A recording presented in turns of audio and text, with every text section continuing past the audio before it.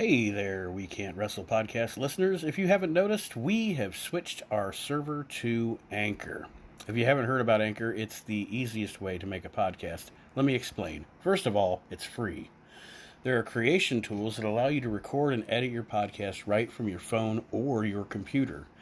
Anchor will distribute your podcast for you so it can be heard on Spotify, Apple, and many, many more. You can make money from your podcast with no minimum listenership, and it's everything you need to make a podcast all in one place. So go ahead, download the free Anchor app or go to anchor.fm to get started. Highly recommended by me and everybody else here at the We Can't Wrestle podcast.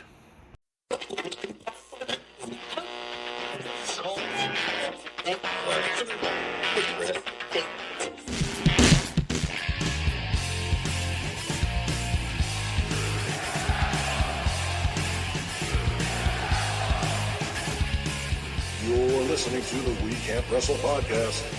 Now it's time for our host, Kate Manson.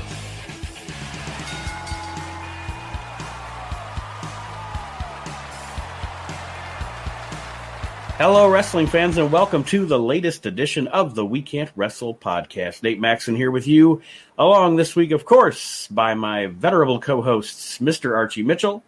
What's up, everybody? And my brother, Aaron. What's up, bitches? And this evening, as we record the show,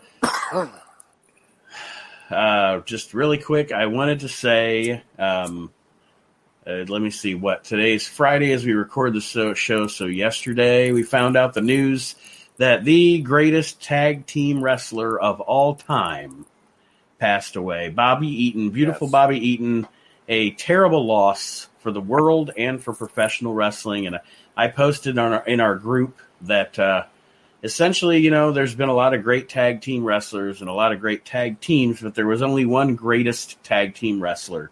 And in my opinion, that was beautiful Bobby Eaton. And from all accounts, from anybody you've ever talked to, anyone you ever heard from, one of the nicest, kindest. Nobody had a bad thing to say about Bobby Eaton. You know, I mean, just what a performer and what a loss. And he is, not to discredit you or whatever, but he's like, you know, when people say like A1, A2, you know what I mean? Yeah. That sort of thing. Like these guys are interchangeable to being like the top guys. He's my A1, A2 of tag team wrestling, right at like you could interchange him and Owen. Mm-hmm. Right. And that also speaks to the fact that like with Owen, they say you never heard a bad thing said about the guy. And that speaks to the fact of a great tag team partner is an unselfish human being. And right. Bobby Eaton was an unselfish wrestler. Very unselfish. No fucking problem putting anybody over or doing whatever he And I mean, you look at the teams he was in. Obviously, the Midnight Express with both Dennis Condrey and Stan Lane. Yep. You have the team Bobby Eaton and Arn Anderson in the Dangerous Alliance. Well, he had he also teamed with Austin some, but he's more associated with Arn Anderson and that team. The Blue Bloods with Steve Regal. What a tag team! Bad attitude with Steve Kearns. Yeah. Him and Coco, yeah. And he's in the front. It's a guy that Ric Flair was like, I want to work with that guy. Yep. Mm-hmm. You know what I mean? Like, I want to work with him. You hear the word tag team specialist get thrown around about just about anybody nowadays. You know, he can work with anybody. Bobby Eaton made everybody shine, and he didn't care if it came at his expense. Two different occasions that show that is one, when Jim Cornette and Stan Lane walked out on NWA, WCW, and Bobby still had time left on his contract. Bobby was ready to go. He's like, Jim, what do we do? Let's go. I'm with you guys. And Jim was like, no, you got a family. You got a contract still for 6 months. You stay here and do your thing. And he was like, you sure? You know, and then another time with, again, the Midnight Express, when Jim called Bobby to ask permission to use the name for Bart Gunn and Bob Holly, Bobby Eaton was like, hey, Jim, you created that. That's up to you. You want to use it? Go ahead. You have my permission. He was a giving person to the end. Mm-hmm. And Aaron, to something that Aaron said to mention Flair again, I think I'm a member of a couple of historical society Facebook groups. I can't remember which one it was, but one of the historians in one of the groups the other day posted that at one of the conventions, Steve Kern, during a speech, said that the greatest professional he said to him the greatest professional wrestler of all time was Bobby Eaton. And the guy that posted this said the first person that stood up to clap for that statement was Ric Flair. Ric Flair, yep. So, I mean, that, again, speaks volumes to the talent and the man that was Bobby Eaton. And we raise a frosty beverage to the memory of beautiful Bobby. Rest in peace. Rest in peace, Bobby. Our hearts out to Bill Dundee as well, who has lost both his daughter and his son-in-law in that she was married to Bobby. She passed away a few months ago. And then Bobby this past week. So, anything else on that, guys, before we get on to something positive? Godspeed, Bobby. Yes, sir. Amen. Well, as you know, I'll do one more thing here real quick, and then Archie. It's Archie. Archie's the man this week. It's his show. But we are going to be October 2nd, Heroes and Legends Wrestling, the convention, and tickets are on sale now. If you are going to be in the Fort Wayne, Indiana area in October, Heroes and Legends Wrestling.com. Go get your tickets. Come out to see the We Can't Wrestle podcast there. Maybe you'll be on the show. That would be fun. I'll be selling for $1 autographed by myself pictures of Joey Maggs. Yes. And also, I will be sending Aaron things to give away for free. I will be autographing pictures of Hard Work Bobby Walker. So, but those will be free. If you buy Aaron's Joey Mag picture, you get the Bobby Walker picture for free. And I will be autographing 8x10 pictures of Archie Mitchell. So there you go. Damn it. Those get $5. Provocative poses. Yes. Those get $5 though. Mr. October has a secret. And it's in his bum. Well, all right. You guys ever see Chuck and Larry? Remember the fireman yes. calendar? That's every picture is me in a different month in a fireman's outfit. Well, we always keep it classy here at the We Can't Wrestle podcast. Yes. But we're going to get into the meat of the matter here. We are doing our dream rosters last week. Aaron presented us with his roster from 1989, which we all heralded as such a fantastic roster. It was. Right. Great work as usual. Yeah. And this now week, I'm fast forwarding 10 years into the future. This week, Archie is regaling us with his roster, and he chose the year 1998. Yes, 9 years after Aaron's roster. Flush with talent in 98. Oh, yeah. It was hard to pick. I had to chop a few guys off the roster. A big year in wrestling with the rise of Stone Cold, the NWO really hot, Goldberg coming up, Degeneration X, a lot of stuff going on in 1998, and a lot, like you said, a lot of talent to choose from in their prime, too. A lot of guys in their prime during this time. So I'm fascinated to see where you go with this, Archie. Well, I'm sorry to say there is not a single NWO member on my roster. But I kind of felt like they were busy in WCW, so I didn't want to bother them. Archie's show is not provided by the New World Order. Right. So to start us off, I decided to pick from the main three rosters of the big three promotions in the United States, that being ECW, WWF, and WCW. And this is in no particular order, except for starting with ECW and then working my way back. So the first man I picked up,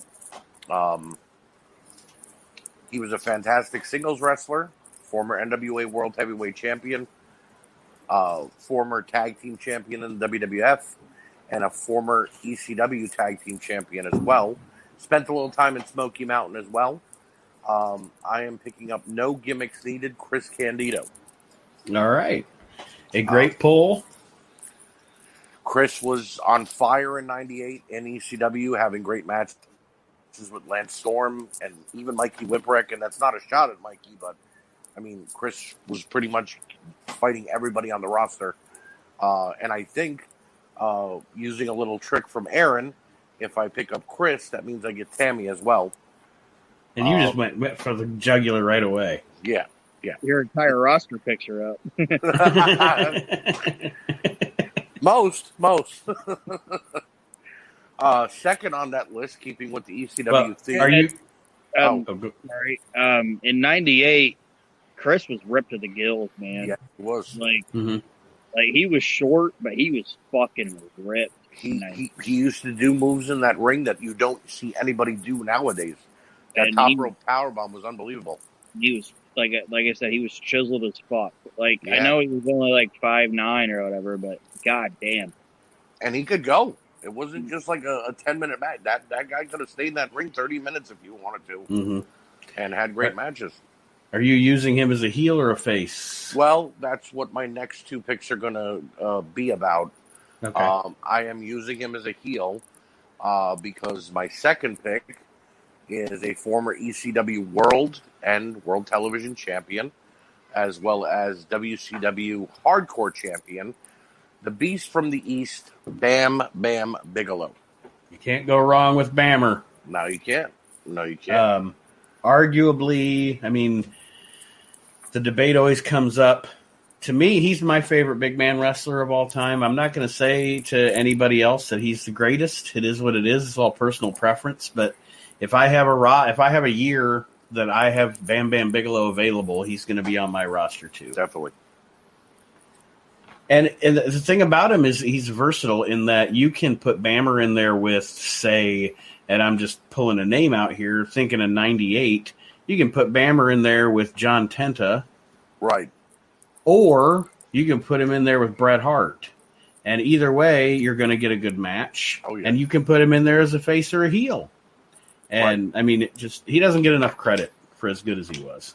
Well, see, that's the thing. When it comes to Bam Bam, I don't want to say he's my absolute favorite, but he is right up there with Vader. It's Bam Bam and Vader. And watching them in New Japan made it even better because you got them fighting each other and then them teaming together, which was like unbelievable. Right. So, and he's from Jersey, as is Candido. So, my company is going to be based solely in New Jersey, except for when we have big shows and have to go for like pay-per-views. So you're gonna do big shows in that place in Cherry Hill? Yes. Yes. And I'm hiring the two announcers from the NWA show. Oh, you gotta hire that. You gotta hire that fucking ring announcer too. That goofy looking bastard. It looked like the guy. Look like the guy that does the 12 to 6 a.m. radio shift. Any thoughts on Bam Bam, Aaron? Bam Bam's a good pull, and like Nate said, you can do whatever you want with him. Right. Whatever you put him into, he's gonna fucking perform. My third pick, filling out this trio. I'm sure you understand where I'm going with this. Former WCW United States and Tag Team Champion. Former ECW World and World Television Champion.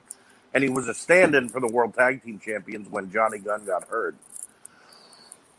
He's a former Dynamic Dude, former school teacher when he was known as Dean. The franchise Shane Douglas is rounding out the triple threat in my company. He's moved on from being in the Dungeon Dudes at this point. Right. Back in '89 when he was in the Dungeon Dudes. So he's gotten rid of the BDSM gimmick, and he's now in a Jersey triad. Well, I guess he's not from Jersey, but you know what I mean. Well, he's from Pittsburgh, so that's close. Yeah, close enough. He's in an East Coast triad. Right.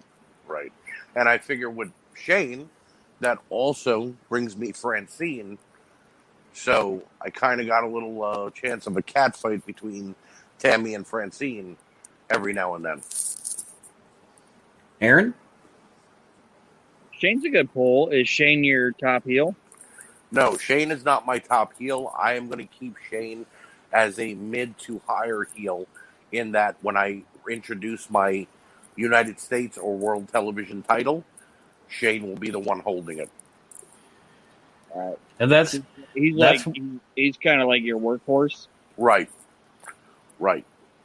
And that's generally where I would use Shane too. I like I've always said if he wasn't in ECW, I only dug him in ECW. Other than that, to me, he was always just a mid card guy or top of the mid card guy. So that's probably where I'd use him too. And then if you're gonna hook him up with Candido and Bigelow, then they can do some heel shit, some beat downs and all that jazz. Right. So going against the triple threat here and there is my next pick, and it is the former and longest ECW World Television Champion, Mr. Monday Night, Rob Van Dam. Who was also in, from 97 to, 03 was probably his prime, years where he was doing his best work. Yeah.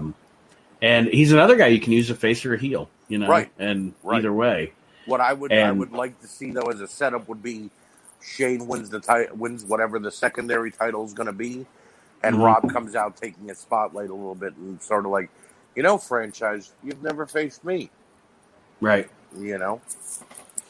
So kind of leans on that. He's a tweener. He's not really saying he's a face, but he's getting in Shane Douglas's face and. They're trading jabs a little, which is a good role for Rob. Yeah. Because Rob was one of those guys, or I guess he's not dead or anything. Rob is one of those guys that has always been good at being an asshole. Well, yeah, his character. Yes, much like The Rock, his character doesn't change whether he's a babyface or a heel. Right. He just is either cheered or not cheered. It depends on who he's feuding with. Now, the good part about getting 98 Rob Van Dam means I don't have to get Katie Forbes. So I could leave her wherever she was in 1998. Whatever corner she was in. Yeah. And finally from ECW, the final pick from Extreme Championship Wrestling. This was just before he made the jump. But he was on fire with matches with Masato Tanaka for the ECW World Heavyweight title. My final pick is Mike Awesome. Yeah, one of my favorites of all time. Awesome Mike Awesome. Go ahead, Aaron. I was going to say this. If Shane's not your top heel, fucking Mike Awesome needs to be, brother. Yes, he is. That is. See, that in my opinion, Awesome he was booked incredible in ECW. He was a powerhouse. He was able to fly, and he was dastardly. When he got to WCW, except for when he beat the crap out of Kevin Nash for 5 minutes, after that he was just a fat chick driller and missed that 70s guy. They didn't know what to do with him. You just let Awesome mow guys down, and if he's got to grab the mic, only let him be on it for 30 seconds. Yeah. Sort of like Sid. You don't let him talk that much because he's not going to say anything that relevant up until, he makes a mistake. And then, ruins everything. Well, he's definitely a guy you want to stick a mouthpiece with him, like they did with Judge Jeff Jones. Right. But also, and this is just a retrospect talking here, but I don't understand why he never took off in the WWF during the Invasion time, because it almost seemed like they wanted him to, because they let him be the first quote unquote WCW wrestler to invade Madison Square Garden, and win a title. Yeah. But he just kind of got lost in that shuffle and never rose above the crop in that whole deal. Like, it seems like he would be the perfect, fit for the WWF. I agree. Vince didn't see enough in him, I guess. I don't want to get lost in the weeds, but You know what I think it was? What's that? Honestly, I think it goes back to what we talked about with Brian Lee. Like, you know, when we were talking about Brian Lee, where Vince told Cornette, like, "Hey, this guy is going to be the Undertaker," and Brian Lee was like, "Oh yeah, well, I'll do that," and he just fucking left. I honestly think that probably the Triple H's and the Stephanie's and the Vinces were like, "Oh, this guy was willing to Just walk out. just walk out." You know what I mean? Like, I think that Mike Awesome probably got the stigma of not being reliable. And that's a possibility. You're right. But regardless of that, fantastic performer. Oh, he's fucking Definitely. great. Like, Mike Awesome's like Sid Vicious with fucking moves. Yeah. You know what I mean? Like oh, this guy. You don't was got to like, worry. This guy's Sid, but he can work. You don't got to worry about him jumping off the top rope. He ain't gonna. He ain't gonna catch his leg underneath him. But he might fold JT Smith in half. Oh yeah. Which was like, that's how I always looked at Mike Awesome, was he was Sid Vicious with fucking ability. Right. But he got trained in Japan and didn't really see the light of the United States until he came to ECW. Before then, he was FMW, and you know what I mean. So that he got a better understanding of being a wrestler. Where was Sid before he went to NWA? Memphis, right? And he probably got trained right, but he just didn't care to learn. Right. You know. Yeah, wait, softball season, you know? Yeah. I mean, he was training for softball more than he was wrestling. So, next, coming out of WCW, he is a former ECW World Tag Team Champion, WCW World Tag Team, United States, and World Heavyweight Champion, but he relinquished the title one day after he won it, and a former WWF World, Intercontinental, and Tag Team Champion. He is the Crippler, Chris Benoit. Another guy that at this time in his prime, I mean, his prime was a little longer than most people's prime just because he was so damn talented. Right. But Benoit at this time, easily top 5 wrestler in the world. Right. 98. Was he in? He was in the Horsemen for most of 98, wasn't he? Yeah, he was having matches with Eddie Guerrero, Dean Malenko, Jericho, and they were stealing Nitro, basically. It wasn't the NWO, it was Chris Benoit and Eddie Guerrero having a knockdown, drag-out 25-minute match. That's what I was going to say. That's what he's going to give you on your card. When this guy comes out, you know, you're getting your good long match of the night. Right. And it's going to be a good match no matter who he's in the ring with. And,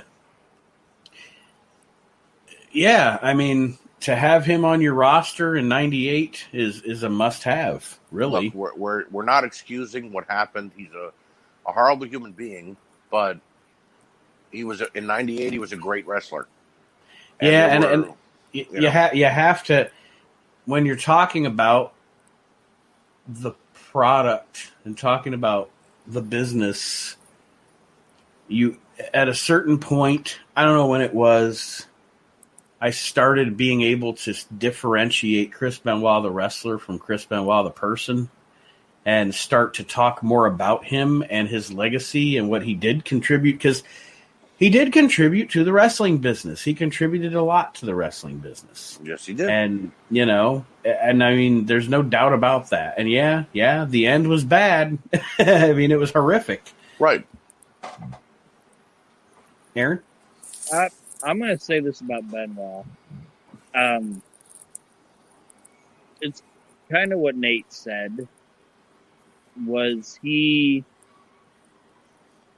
I shouldn't say was he. He is probably the worst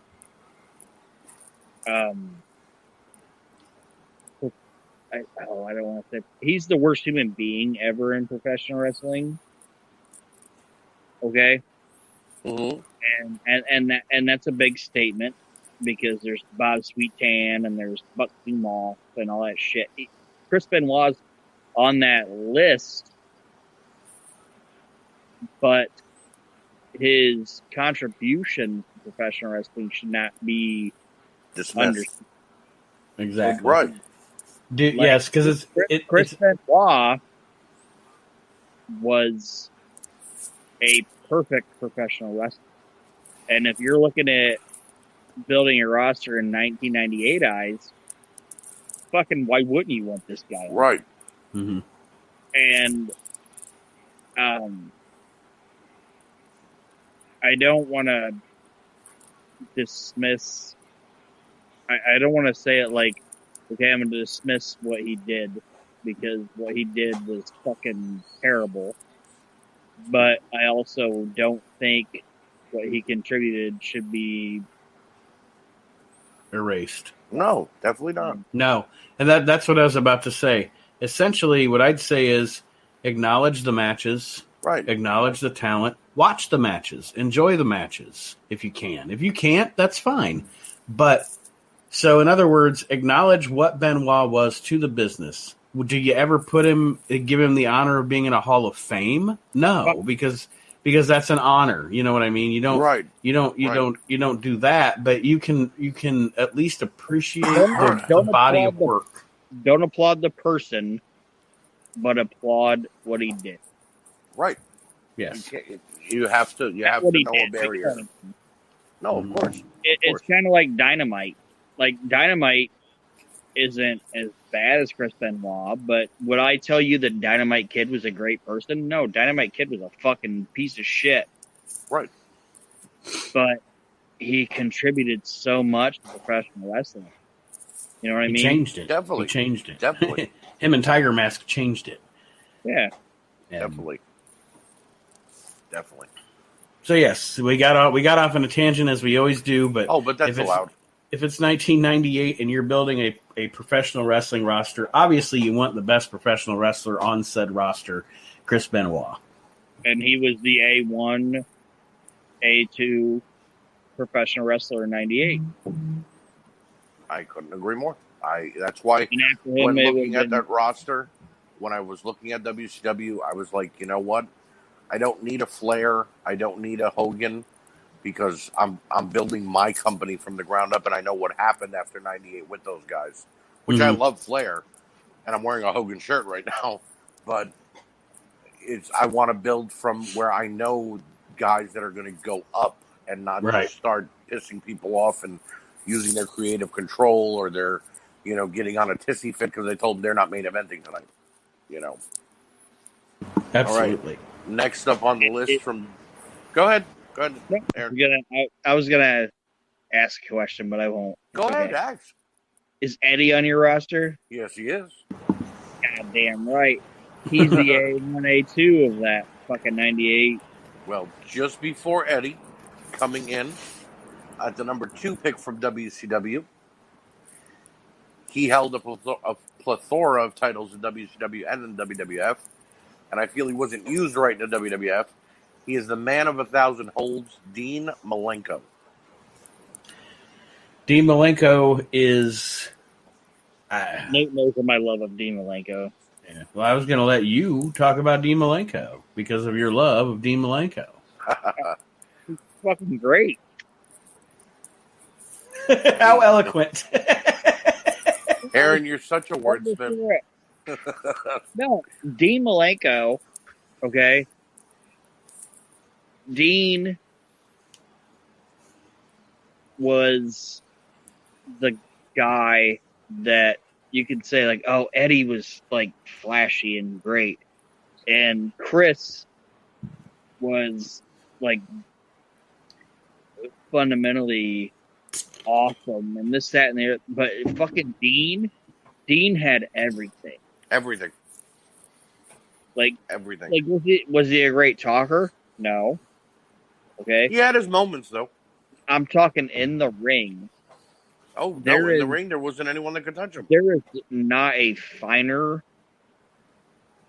polished professional wrestler than fucking Dean Malenko. He was And- fucking great. And I want to tell you, And I'll tell you.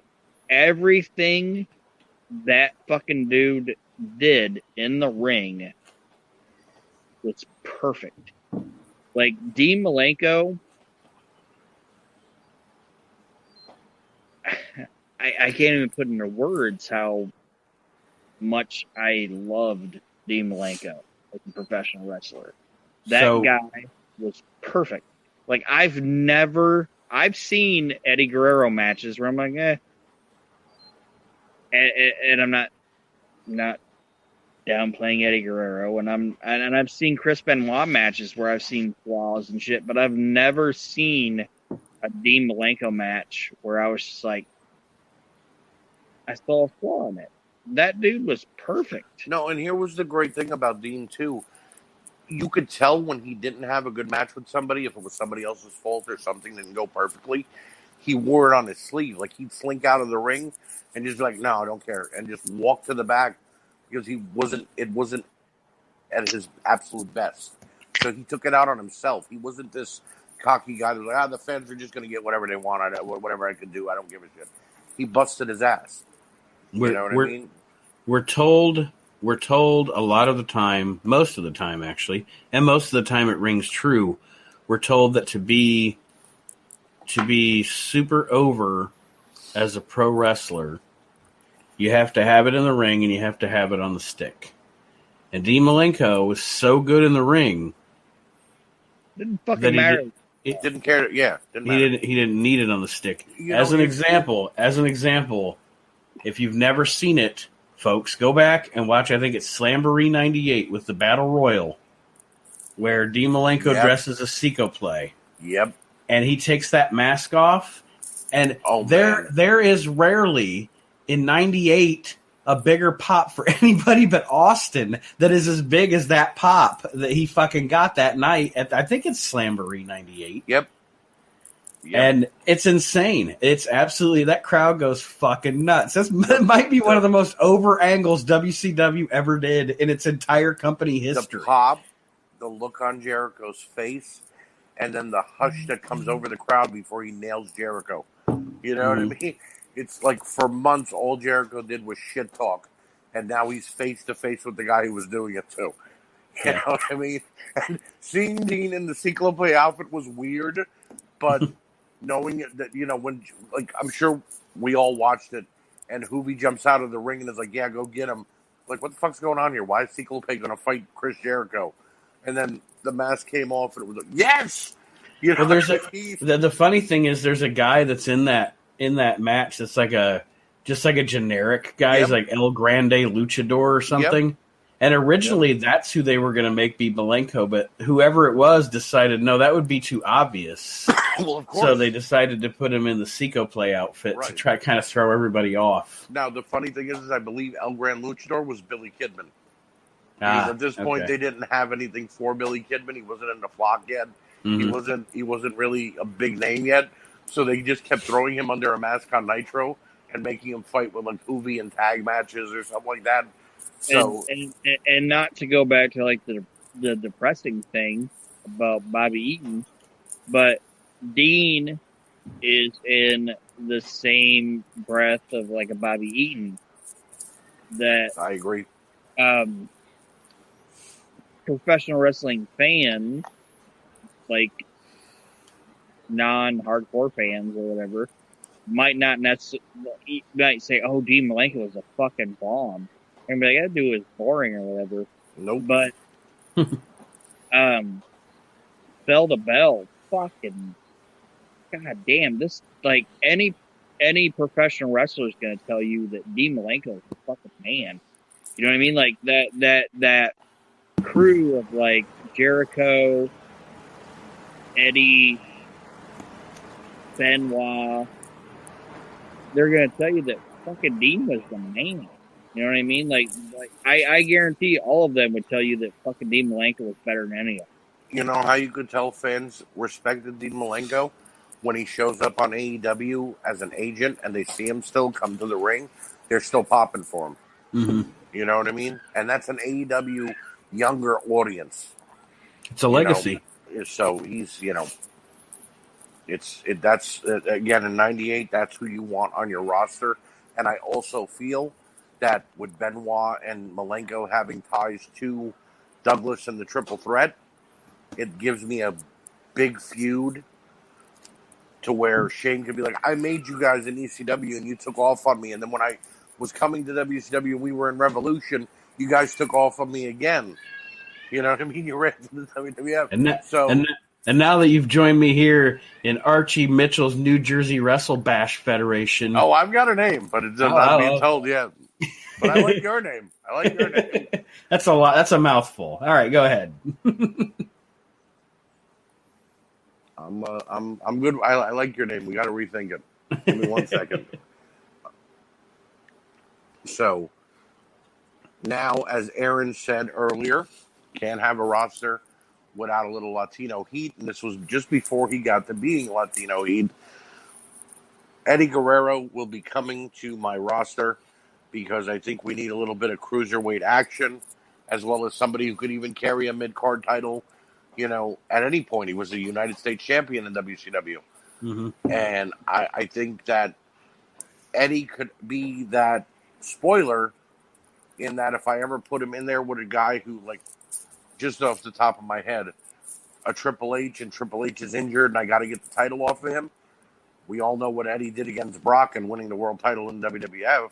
Right. Why couldn't Eddie be my champion at one point down the road? Oh, absolutely. One of the greatest professional wrestlers of all time. And in '98, he was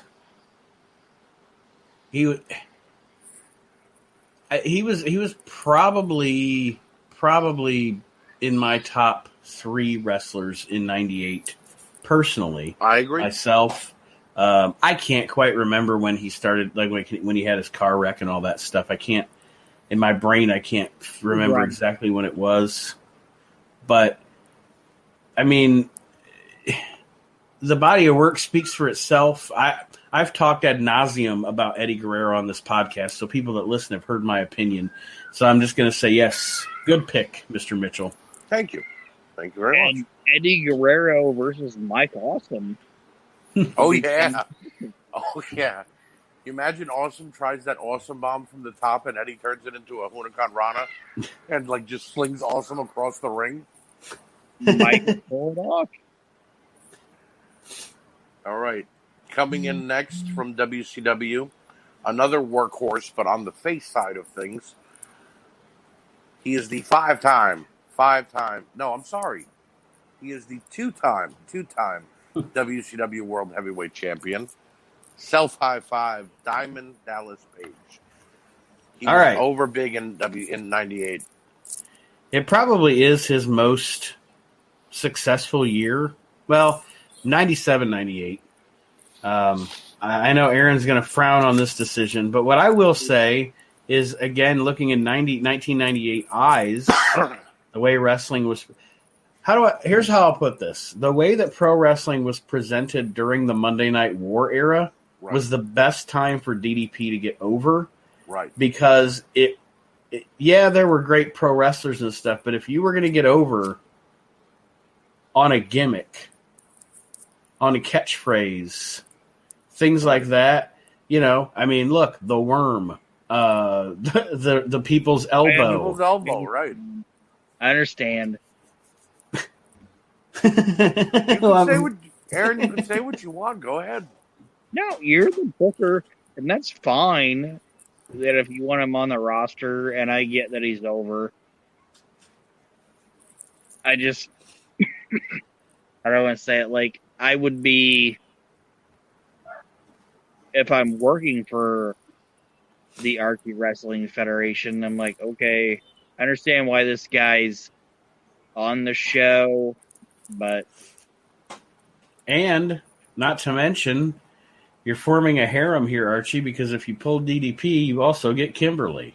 Exactly. Oh, Exactly. You got Francine, you got Sonny, you got Kimberly. Look at Archie, smart fucking businessman right here.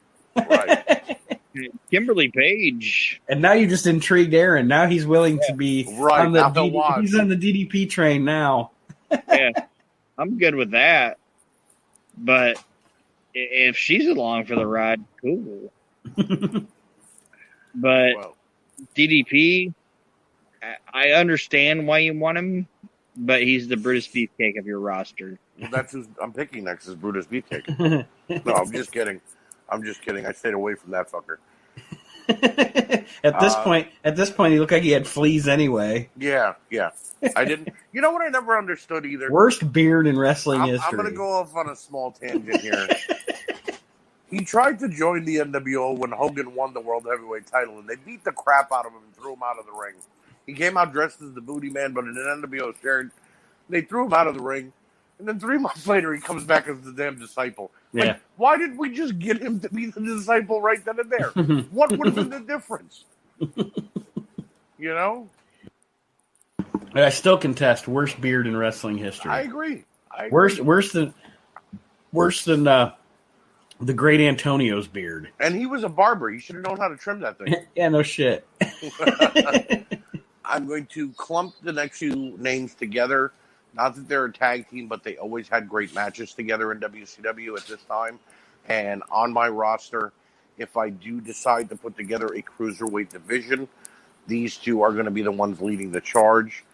It is the Ultimo Dragon and Rey Mysterio Jr.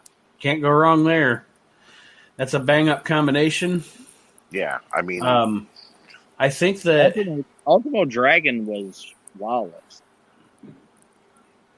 Mm-hmm. He was coming out in Madison Square Garden. Other than that, he was fucking flawless. Well, did anybody ever perfect two styles better than he did? He perfected not only lucha, but he also perfected strong style. Yes.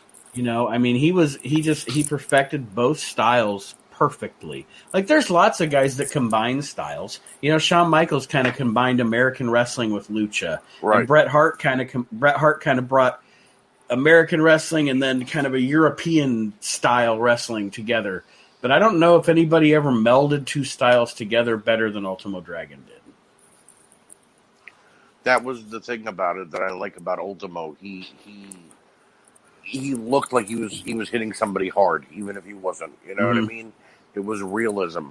And you weren't really seeing a lot of that in wrestling at the time. But then you mix that with Rey Mysterio, who was just jumping all over the ring and doing these crazy outlandish moves. You put those two in the ring together at any point in time on your card, whether it be the opener, the mid card, or in the main event, and you had a blockbuster night. You know, and I know it didn't happen in '98. I know it was earlier in '97, but you guys will probably agree with me as younger, like teenage wrestling fans in the mid '90s. Wasn't one of the coolest things you ever saw him with all those belts? Oh, yeah. Like, God damn it, that's fucking cool. And with all them belts, when you would see what companies they were from. Yeah. It would make you like he had the WWF Light Heavyweight Championship, and I remember going, I didn't know the WWF had a light heavyweight division. Wait a second, you know, and then he'd have 4 NWA titles around his waist, and then like, where are all these belts coming from? What company did he win these in? I'm just standing there like this, like, draped in gold. It was just so fucking cool. Video, but it just been like, I'm the fucking man. You know, and then they brought Liger in, and they had a fight for it. It was like every time the belt would, like the title would change hands, you'd go, "Damn, that guy's got to carry around 9 belts now." Yeah. You know? God forbid they won the cruiserweight title in at 10. And I know you said Ray, but I got on Ultimo more just because I think we've talked about Ray a lot on the show. Yeah, it's so, Ray. You know, Ray needs no introduction, but with Ultimo Dragon, I almost called him Ultimo Guerrero. You know, there was just something about Ultimo that had a mystifying look to it. Mm-hmm. Something as simple as a snap suplex looked like he just killed somebody, right? But yet then he'd get back up and perform a powerbomb, and you're like, damn, You know, he was a mixture of so many wrestlers that I was already loving. That's what made him cool. Absolutely. You know, and I get my first manager with Ultimo Dragon. I get Sonny Ono, my first male manager. Although I don't think I'll be using Sonny for anything but a manager. He was quite annoying. I wouldn't even use him as a manager. All right, because Aaron's saying that, I will cut Sonny Ono. Now, moving on to the WWF portion of my roster. First name being picked up. You think you know him. His name is Edge. A very, very, very young Edge. Yes. Just getting started in the WWF, I think, SummerSlam 98 is when he came in, or a little bit before, maybe. Sable's mystery partner. He just broke Jose Estrada's neck. He said he didn't break his neck. He said it before. But, yeah, he injured him. Nate, was that Jose Estrada? Mm-hmm. Mm-hmm. Yep. When he went to the fucking Hurricanrana and... Yep.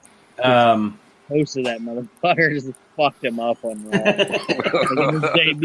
His debut match, like, oh, you think you know him, and like Edge is in the subway, and then his like first fucking match. Yep. Well, the best part about that story, Aaron, is Edge just said that during the match when that happened, the ref came to him like real subtly, like, "Hey kid, I think he's out," because Jose was knocked out, and Edge just looked at the referee, pulled his hair in front of his face, and went, "Fuck." Like, what am I supposed to do now? But you've got obviously, you said earlier, thinking about the future. Right. I mean, hindsight being 2020, you've got another 13, 14 years out of this guy. Right. And it's just getting started. And if you let him work smart, he doesn't hurt his neck. He doesn't have to retire. Well, I'm thinking about this roster here. Think about a younger Rey Mysterio in the ring with Edge, or Ultimo Dragon, or Eddie Guerrero, or just rattle down the list of names. Chris Candido versus Edge. Chris Candido, exactly. So, yeah. All right, Archie, who's next on your amazing 1998 roster? Next up on my list, he is an oldie at this point, but a goodie. And I think that when he starts to wind down his career, I can use him as either a agent or booker or my commissioner, because he has a lot of experience in that. He is Mrs. Foley's baby boy, Mankind Mick Foley. Yes. And you have a lot, just based on the roster that you've presented already, you have a lot of good potential matchups there for him. Right. I could definitely see, I'm going back to your triple threat there. I could see them, you could kind of get some mercy heat on Mick. Beat the shit out of him or something, and then he's got a history with Shane, so yeah, definitely. And to that, like you said, in the future, then and I think that's actually the first time in the history of the We Can't Wrestle podcast that someone used the expression "an oldie but a goodie." I like it. Well, because in my opinion, by this time, Foley was already in the game 20 years. Yep. Between WCW and WWF, ECW, And his injuries are starting to slow him down and things to that nature. But like you said, you can use him to put over these younger guys you have on your roster. Right. And then position him or move him into a position of, like you said, an on-air authority figure or anything like that. Yeah. He could even do commentary if he really wanted to. Mm-hmm. I've heard him talk. He does great at it. Mm-hmm. So, definitely. Any thoughts, Aaron? Nope. Aaron has no thoughts. I have thoughts. Foley is... I wouldn't put Foley on commentary because I've heard him on commentary and he's terrible. He's terrible. But he's a guy that you want on your roster because he's kind of what I said about Dean. He's not selfish. Right. Mm-hmm. He'll do whatever you need him to do. He'll put over whoever you need him to put over, and like, hey, I'll get that guy over. Yeah. Right. And even if you don't tell him to put somebody over, he may pick somebody off your roster and be like, hey, I want to work with that guy. Yeah. and give him a great match to have somebody look at him as a star. And you know what? He does. He's like a Terry Funk in that respect. Right. He really did pattern himself after his hero. Yep. And I mean, just look at what Mick Foley did for. I mean, people can say what they want, and so can Hunter, but he made Hunter, and he made Randy Orton, and he made even Edge. helped to make Edge. Right. I was just about to say that. He helped Austin and Rock get over in their feud by being a part of it here and there. Mm-hmm. You know, so, and just segue a bit from Mankind, next up on my list, because he was red hot in '98. The Texas Rattlesnake Stone Cold Steve Austin. Yeah, I mean, will be in my company. That's a gimme. I mean, how do you have a roster in 1998? Right. Like, if you would have went through this whole thing and I'd have never heard that name, I'd have been like, Archie Mitchell, where the fuck was Stone Cold Steve Austin? You don't want ratings. You're going against Austin with no Austin. He's at the height of his popularity. I mean, people can say what they want. The argument always is who's the biggest draw of all time? Is it Austin or is it Hogan? You know, here's the thing. I always say it's over time. Right. You know, like, Hogan may over time have drawn more but Austin was hotter in a shorter period of time than Hogan was. Exactly. You know, because it's insane to think about this, folks. Austin didn't have that long. Yeah, Stone Cold Steve Austin's run on top was only about 3.5 years long. Right. Really. And then you even take out that for most of the year 2000, he was injured. Right. And, yeah, I mean, he really, you know, for the time that he had, the limited time that he had on top, what a success. Yeah. You know, well, look, yes, Hogan was in the AWA, and he wasn't really big there because of Vern Gagne and whatever. But the minute he stepped into the WWE, Vince had him pegged as the main guy. Mm-hmm. You know, they just had to go through the steps of getting the belt off Backlund and, you know, him beating the Iron Sheik and whatnot. Austin, on the other hand, when he came up from, you know, where he was, you know, with Chris Adams and Von Erichs and everything, WCW, he was starting to get momentum, but they didn't give him enough to play with there. Every time he gained traction, whether it was the U.S. or the TV or the tag, something bad would happen. Well, they'd change the booker. Or, you know, get injured or, you know, and then, fired, got to WWE. It took him 2.5 years to get that steam that he needed. Right. But it was the perfect slow burn for him. Yes. So, you know, and ironically, though, Austin will be fighting for my World Heavyweight title, and he may even be the World Heavyweight champion down the road, but I would not peg him to be the first World Heavyweight champion because for some reason I think Austin chasing the title is a little better than Austin having the title. Right. You know, so I have a question I want to pose to you guys, just real quick. Go ahead. It's something that I've thought about, and I don't know if we've ever discussed it on the show. I don't know if I've ever brought it up or not. If Vince isn't up against it in the midst of the Monday Night Wars in 1996, 1997, does he allow... I mean, I know hindsight 2020, he would probably say yes now because of the success that it was. But not knowing what would happen, does he allow that character to even organically come about like it did? You know what I mean? Like, because he was in that heated competition with WCW, that's when Vince is at his best. And that's also when Vince lets things happen organically that he may not have let happen before if he was on top. So do you think he lets that even? Do you think he lets Austin 316 and all that even begin? Because it kind of happened. They weren't intending for him to be right. I think he does. Think so? I think he does, but he puts a leash on it.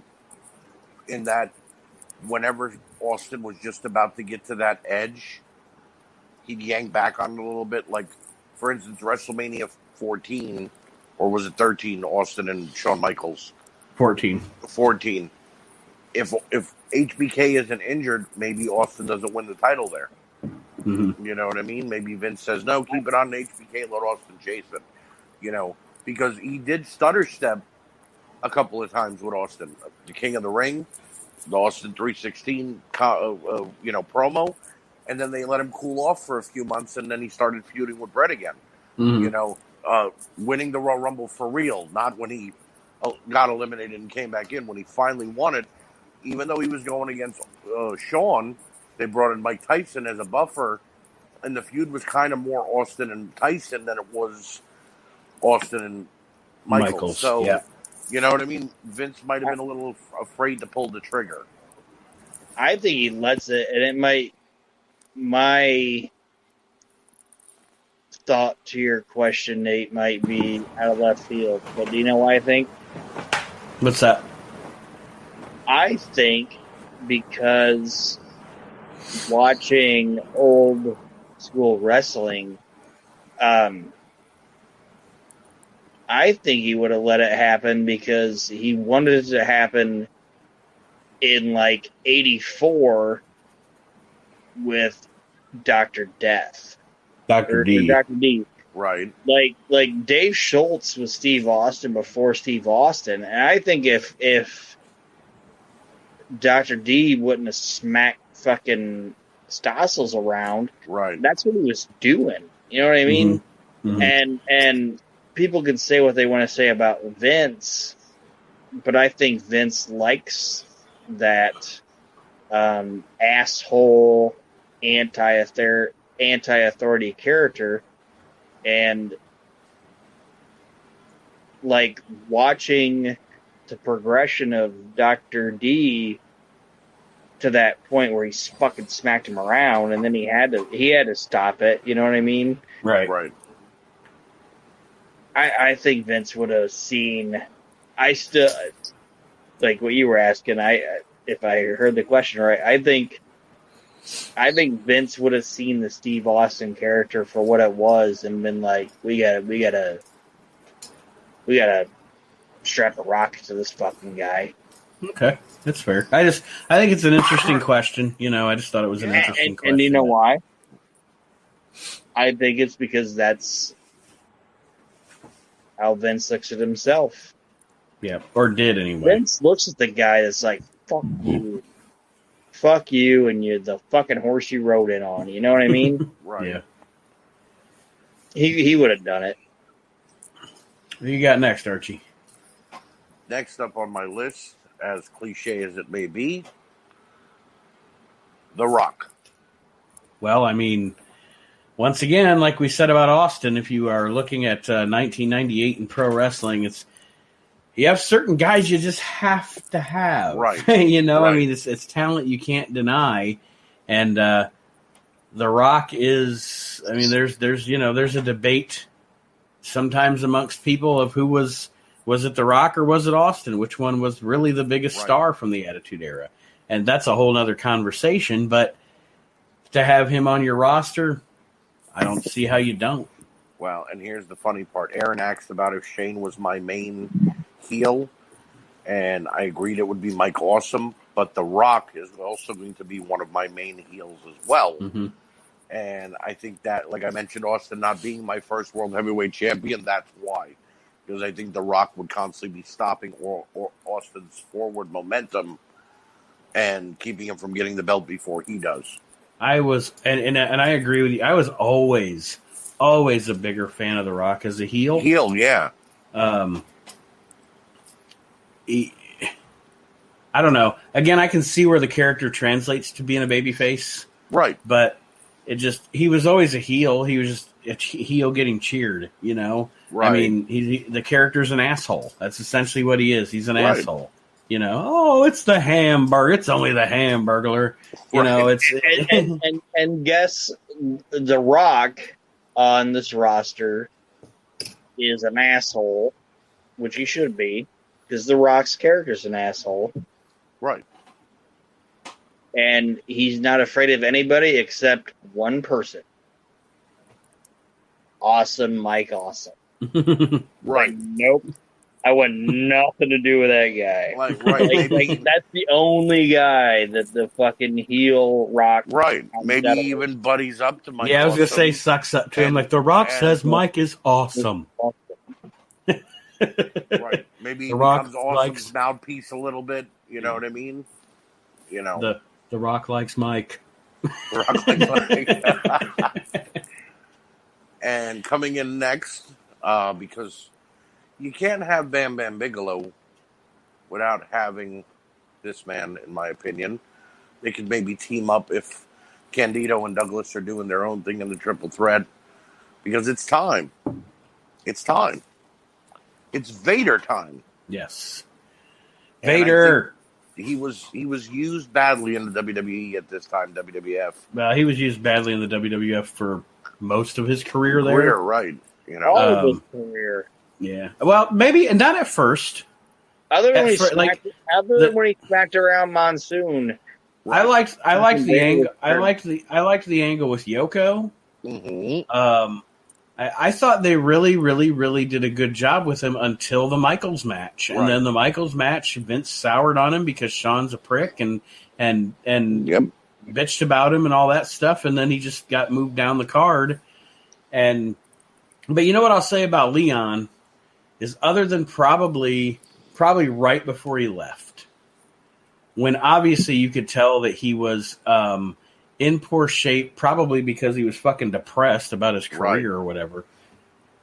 No matter what they did with him and no matter how poorly they used him, whenever he went in there, he always gave 100%. Yes. You know, he was always fucking Vader, and no matter how they were presenting him between the from bell to bell, that's his world. He can do what he wants to do, and I thought he always did a great job there. And yeah, definitely. And because Vader was managed by him at this time, I get Jim Cornette as well. So, Well, wouldn't you look who won the pony? I would be putting Jim as one of my commentators. I would also be using him backstage as the booker and agent.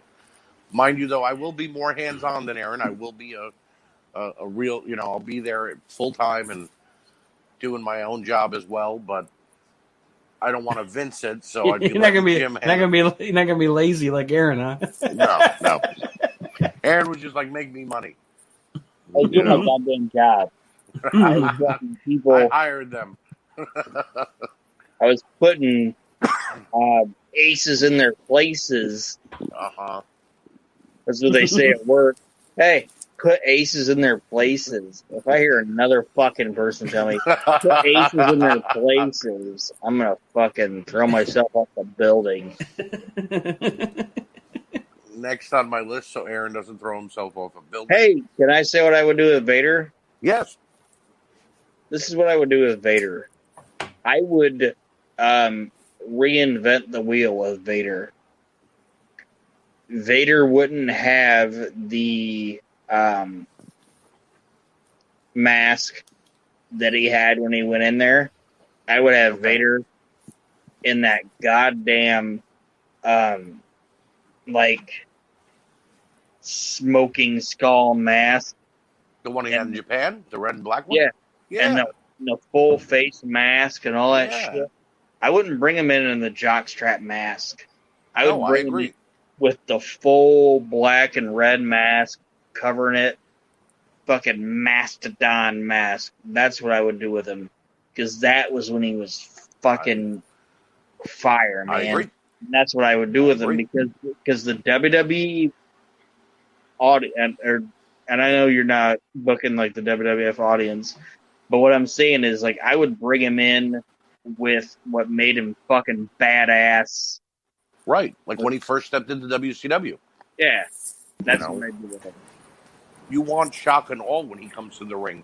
You don't just want them to say, "Oh, great, it's Vader again." You want them to go, "It's Vader time," and that's the way I'm booking him. Like he wouldn't even fucking speak, in my opinion. No, I'd have Cornette talking for him. The only thing he'd say is, "It's Vader time." That's it. I wouldn't even have him say that shit. You know, he's just a badass motherfucker. Next on my list, and it's only because it was 98, and I'm a fan of his. So he's got a soft spot in my heart. Triple H is my next pick. I wouldn't be critical of that pick at all because Hunter is, I don't understand. First of all, I don't understand people that shit on him anyway. No, because neither do I. He was top guy potential before he even met Stephanie McMahon. Right. He's a solid performer. Nate, what I was going to say is going to make you mad. Well, let me finish just real quick. Okay. I've seen Triple H. I guess I've seen Triple H in bad matches because he put himself in a match with, say, a Great Khali, right, or the Scott Steiner debacle. Yeah, I've never seen Triple H himself be the bad part of it. Does what I'm saying make sense? Like, he's never been the bad part of something. Right. He's always been a consistent performer. He always got heat. He could play babyface or heel. Yeah, he played with the burying people and stuff, and that's just because he was part of the clique and that's what they did. And yes, he has had some advantages in being married to the boss's daughter. So what? You would too, everybody. Right. And at the end of the day, as his career goes on, I guess time proves, Archie, he could build you a whole nother fucking promotion because that's what he's done for Vince. Exactly. So obviously, Triple H is worth every penny you'd pay him. I wouldn't be paying him much because it's 98, but you got a downside guarantee, Hunter. Right. Nate, this is where you're gonna get mad at me. You ready for this? I'm ready. Go ahead. Out of Archie's roster, him picking Triple H, he just picked the Kurt Hennig of his roster. I'll take that as a compliment. I don't disagree with that. Like, he literally just picked the Kurt Hennig of his roster. This guy is going to go out there. He's not going to be selfish. He's going to understand what the end game is, and he's going to have a great fucking match with whoever he's in there with. Right. Mm-hmm. And he's going to bump like a fucking champ. Right. Like Triple H doesn't get enough credit for being a fucking bumping machine, man. Mm-hmm. Like, that dude, I'm a Triple H fan, okay? Same. And not even saying like just his working ability. It was just everything about Triple H I'm a fan of, and I think. Tell me a bad Triple H match you've ever, like, I know you just said, Scott Steiner this, Scott Steiner that. Oh, no, but I know. But also, the other thing about Triple H is, he is. I don't know that people that are our age or older, but at a certain point, we get to an age where we forget that shit evolves. Right. We forget that there are younger people than us that like something different than we do. Like, I like to bitch and moan and complain about modern pro wrestling, and yeah, to me, it kind of stinks. But to somebody my son's age, it's a completely different vision for them. It's a completely they look at these modern wrestling stars like we looked at these stars back in the day.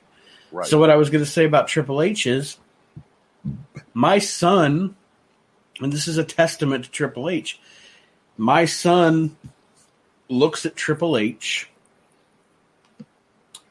as we would look at Harley Race or Ric Flair. Right. Not that he's better or not that he's even an equivalent, but to another generation, Triple H is the top of his generation. Right. You know what I mean? To the next generation. And yeah, I mean, I don't understand. I don't understand people that shit on Hunter. And again, like I said, I'm not taking away from any of his negative aspects. And honestly, probably if Triple H told you, or if you told Triple H, "Oh man, you're like the Harley Race of your generation," he'd be like, "Fuck off!" I'm right. Harley. Right. But Harley Race would have said the same thing if I told him he was the Lou Thez of his generation. Right. He'd be like, Thez was better than Exactly. me. But again, You know? that's there's a saying that I've heard over the last couple of years. It's mostly said to Tom Brady. A goat doesn't say he's a goat. Mm-hmm. Guys like Race and Flair and now Triple H, they don't agree if somebody tells them that they're just like their Right. the older generation's equivalent because they're humble. It's not about being that next person or being the new guy or whatever. It's about what did you give to the business. Where guys like Omega, and again, I'm a Kenny Omega fan. I will not ever say I'm not. Mm-hmm. But a guy like Kenny Omega will always say, I'm the best. Yes, Right. and he means it. He's not just playing a part on a wrestling show. And he couldn't be more. He couldn't be more fucking wrong. But anyway, but how many episodes are we into this? The We Can't Wrestle. What 142. 142. 142. Mm-hmm. Like, if you would tell me,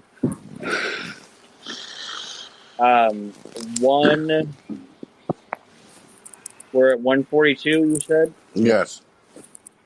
if you would tell me at episode 5 and tell me at episode 37 that I had the best list, I'd be like, nah, I don't think I did.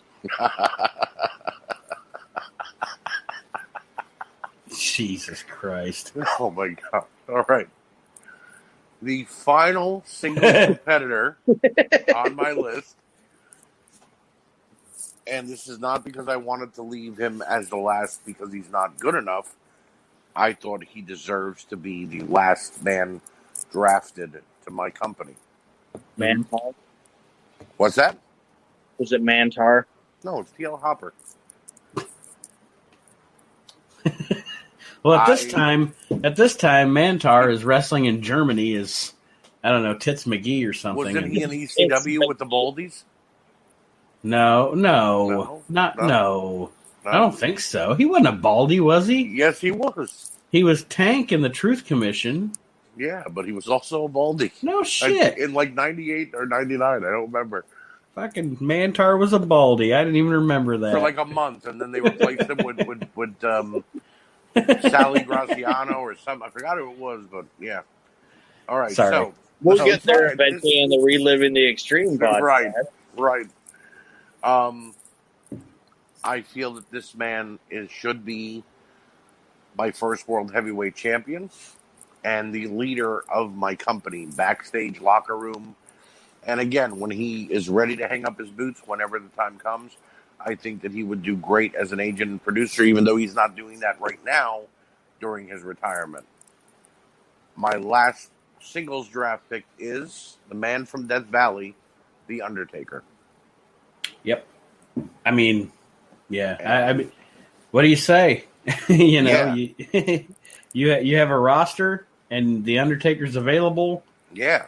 Like you said, I mean, a locker room leader. Right. And this is when he started to evolve the character. So he just wasn't the dead man in the black coat and the hat. He was starting to become a real person to people. He was starting to cut those work shoot promos. He was starting to really show people, look, yes, I am the Undertaker, but I'm badass without all the makeup and the gimmick. Right. And I think that with him as my first world heavyweight champion, the collisions with Mike Awesome, Shane Douglas, Triple H, a heel Rock, a face Austin. Hell, Mankind and him always killed it when they got in the ring with each other, so why not? And almost killed each other. Right. A feud with Bam Bam or Vader, you know what I mean? He could basically have a match with the entire roster and nobody would Holy shit. You just made me think of something. What? The entire time they were in the WWF together, did we ever see a Bam Bam Bigelow Undertaker match? I don't think so. I don't remember ever seeing Bam Bam versus The Undertaker. I don't think they ever even hit each other like in a Royal Rumble or something like that. I don't think they ever crossed paths. Wow. It was probably on like, I don't want to say anything against it. It might have been on like one of them like fucking Coliseum home videos or something. I used to but watch I all don't- those things I there, don't- and I don't remember remember that. You know, I don't remember it. And the cat even chimed in and said she doesn't think so. Yeah, the cat's like, no. No.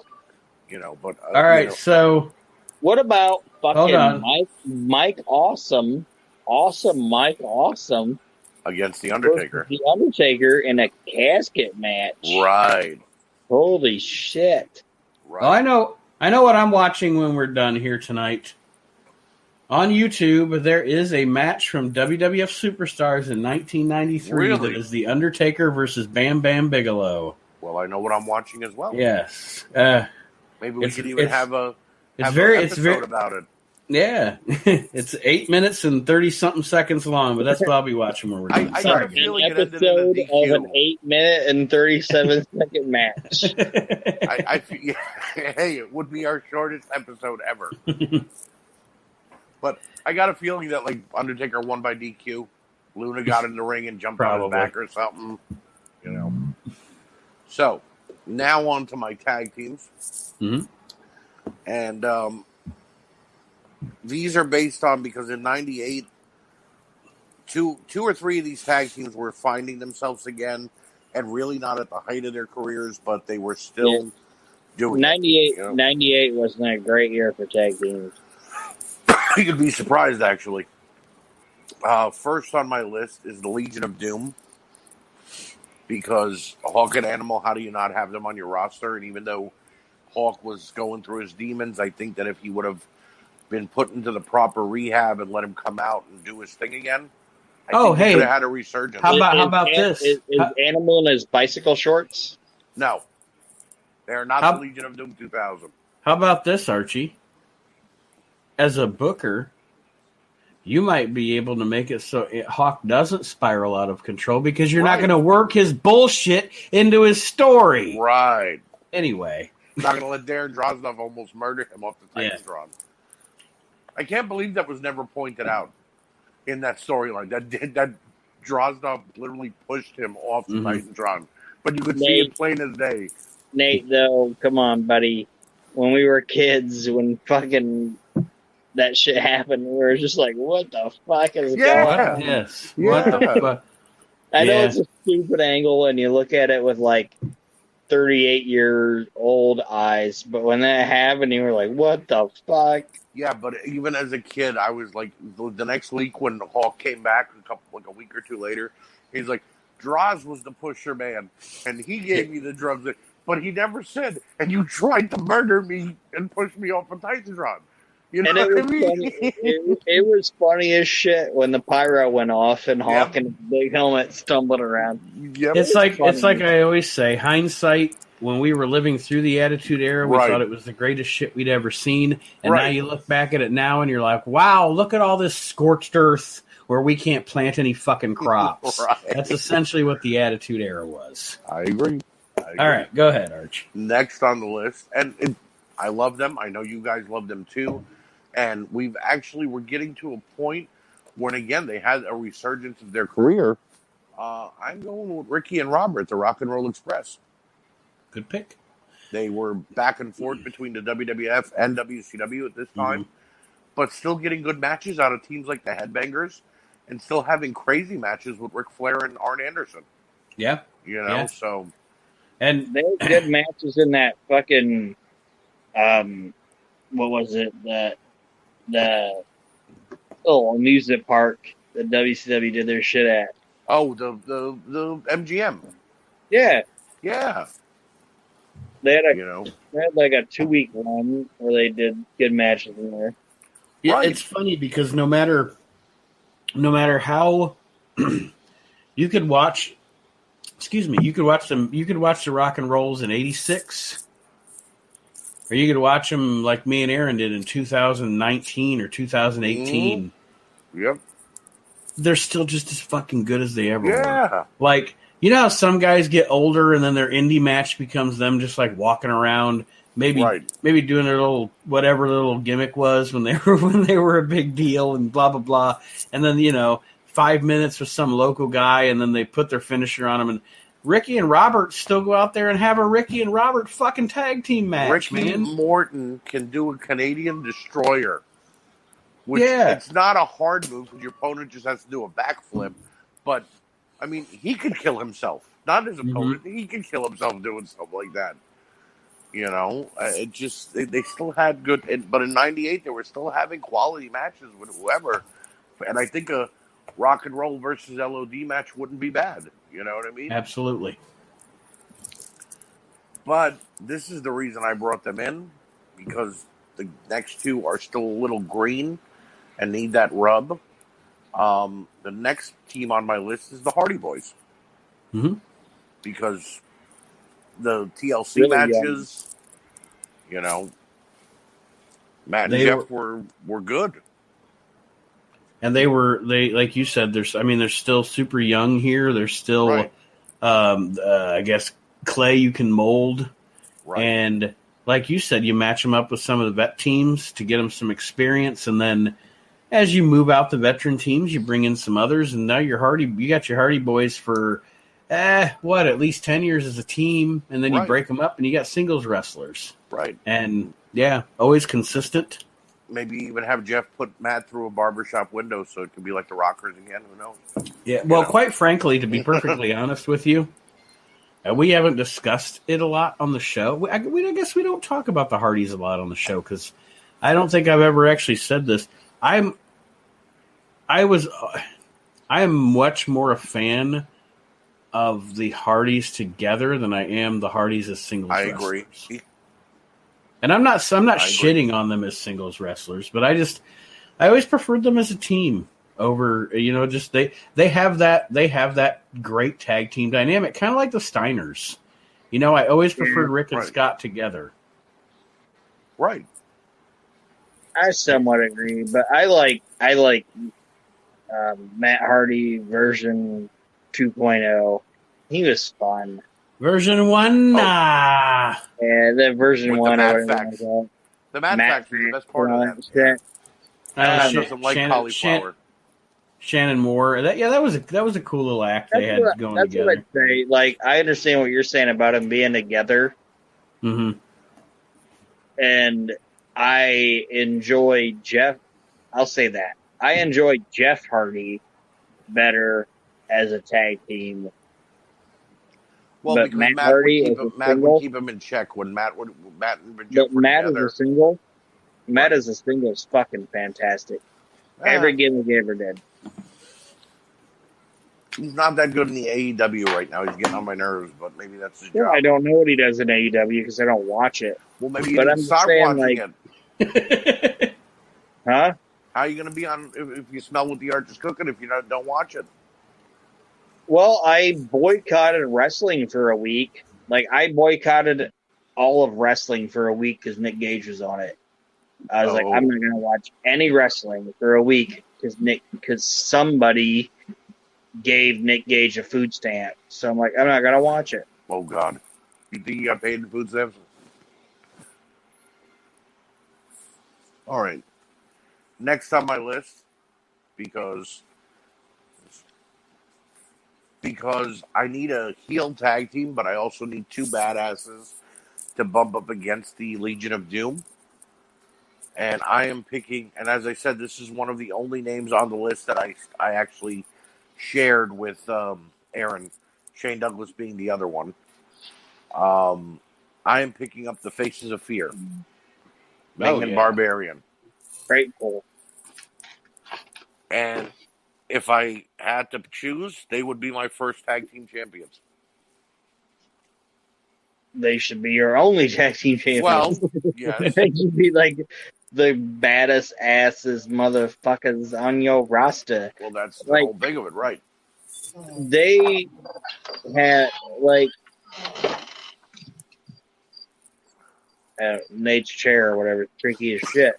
That's my I Okay. thought there was a cricket.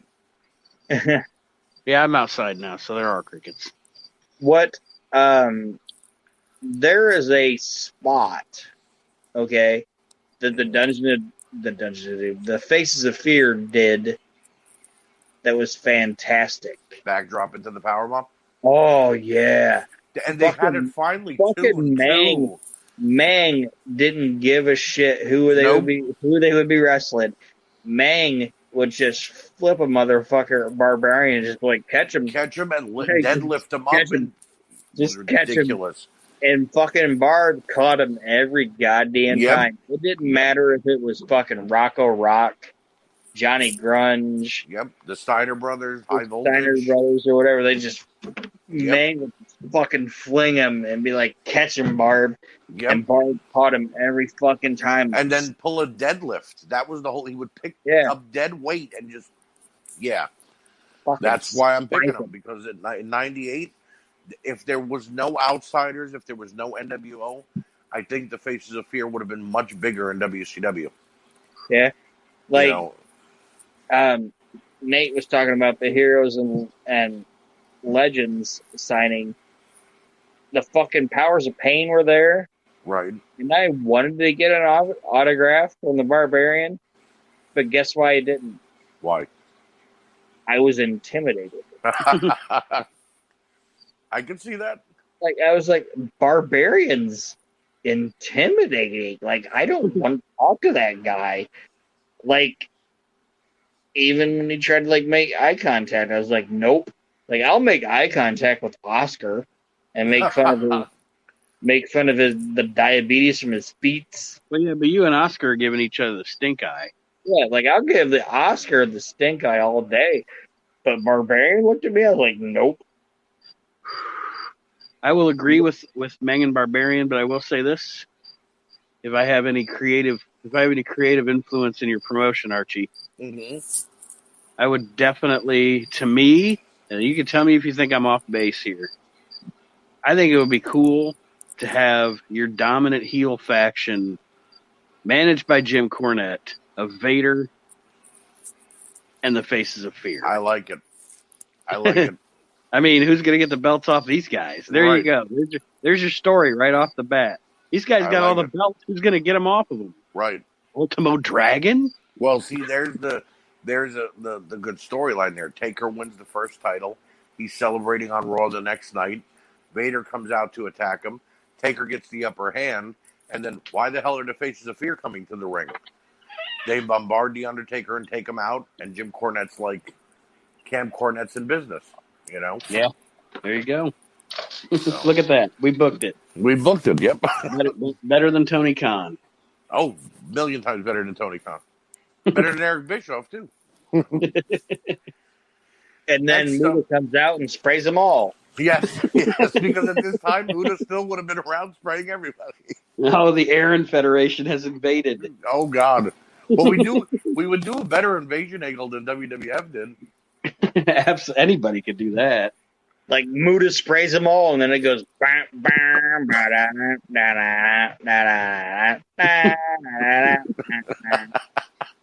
I don't know why it's the BWO's theme music, but it's better.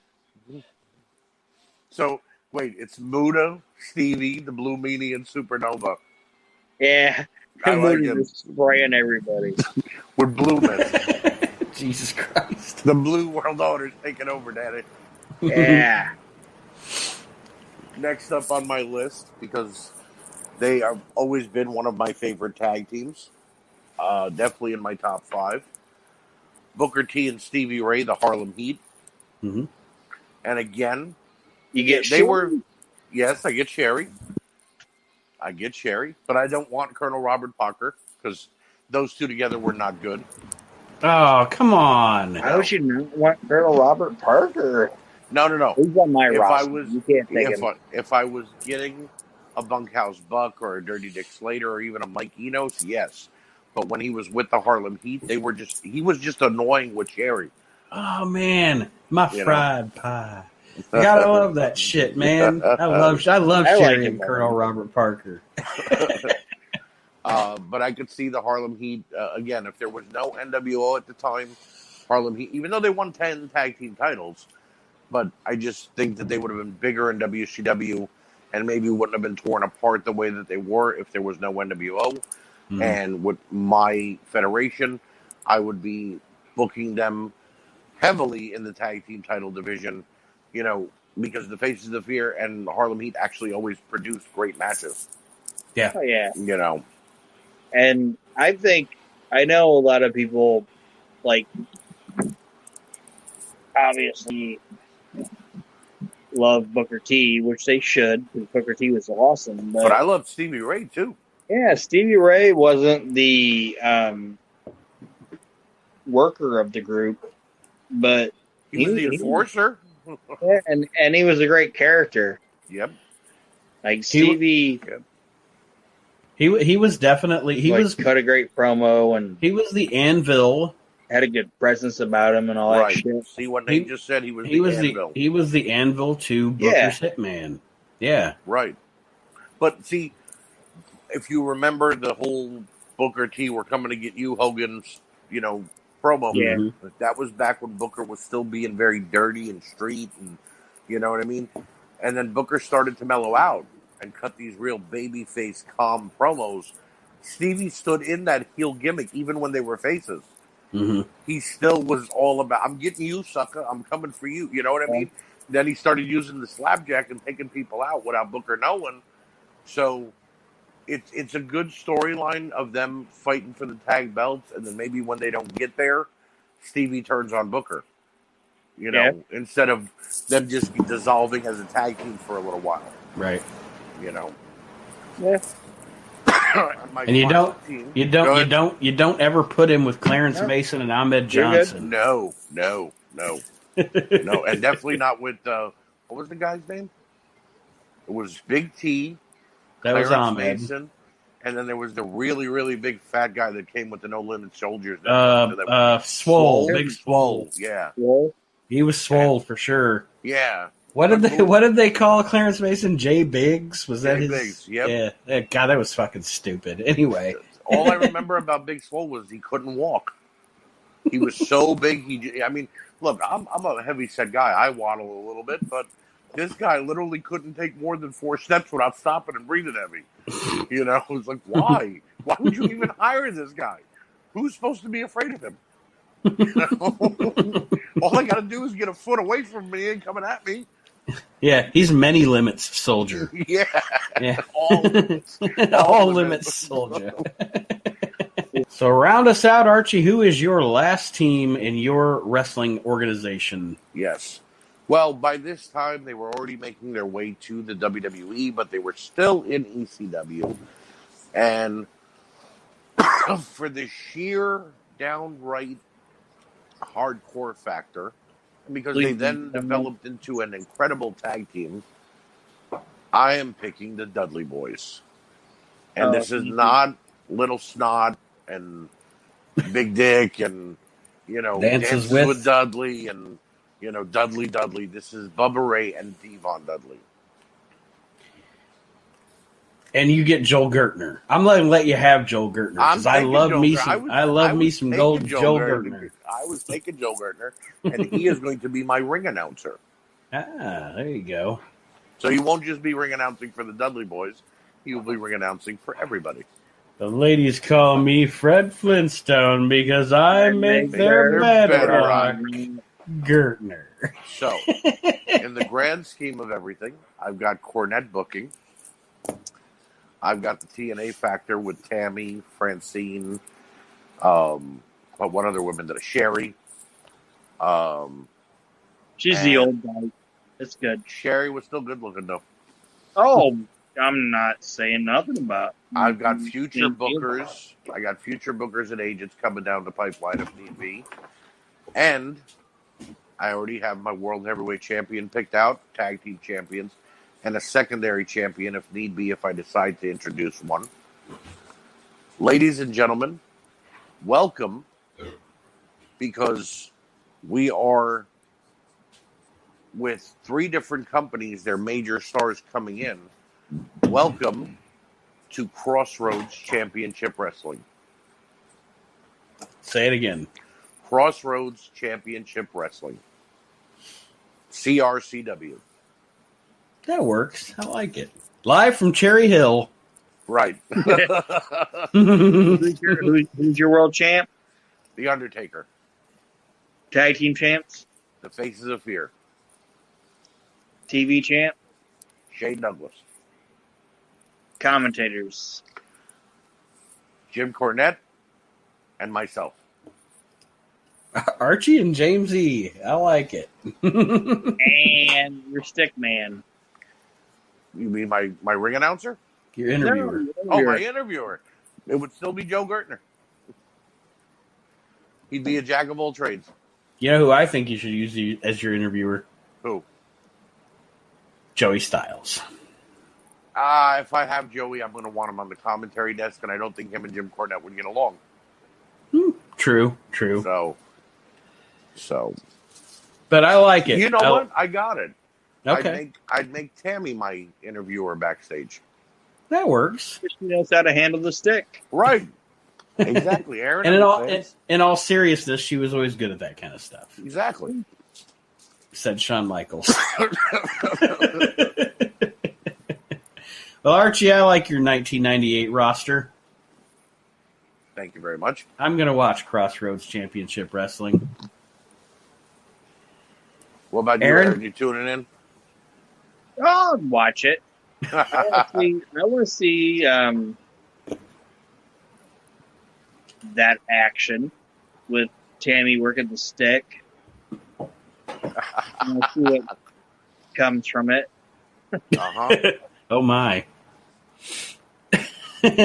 All right. Not being gross. I'm serious. I think that's a good roster. And I think growing from it, like, do you know what would be a great match out of your roster? And it could be like a serious, like, match to match feud. And I know you guys don't like 50-50 booking, but this could be a good 50-50 booking. Go for feud. it. Let's hear it. 50-50 booking is fine when it's not everybody. Right. This would be a great 50-50 booking feud. You know what it would be? Chris Candido and Ultimo Dragon. I like that. God damn. I like Watching that. those guys wrestling for like 8 weeks in a row would be fucking... Yeah. But then I need Ono. Because he can combat Tammy. Yeah. But But she'd be beating the hell out of him in the corner. That would be the only difference. yeah. Well, and he'd end up paying you. Right. You know what I mean? Right. Like Sonny, the talent would be paying you because it's like, hey, Sonny O's like fucking. Sonny's beating me off in the corner. I'll pay you, buddy. Well, we lost Archie. The booker is gone. But that's okay, because we're wrapping up anyway. Yeah, there he is. He's back now. There you are. All right. Yeah, I know. Joke. Don't know what the hell happened. That's all right. He We're missed wrapping my- up anyway. All right. Sonny doesn't care if you wrap it up. She'll take it. Jesus. Archie's roster has become a hit piece on Tammy Sitch. Archie, good job. Thank you, sir. And do you guys have anything else to say before we sign off this week? I just know that next week, folks, I can tell you this. It's going to be one of two rosters, depending on, because our friend, our esteemed friend, Mr. David Gold, is a busy man. Yes. So if he can be with us next week, we will hear his roster from 1999. If not, we will just go ahead and do my roster from 1993. So that will be what you can check out. WrestleNet Radio. Like I said, if you have not, why not? It's 24/7, 365 wrestling talk. Check out Reliving the Extreme, the ECW podcast with the real star, Mr. Chad Austin. And, I mean, on WrestleNet Radio, check out If You Smell What the Arch is Cooking. Yes. Check out Slice of Time. Check out The Year That Was, and check out the episodes that are going to be coming soon from the Tornado Tag podcast as well. Yes. We've worked out a deal with them. Their episodes will be airing on WrestleNet Radio. It just keeps growing, and we're happy to have you along. So thank you for joining us, everybody, this week on the We Can't Wrestle podcast, and we will see you next time around with another dream roster on the We Can't Wrestle podcast. Good night, everybody.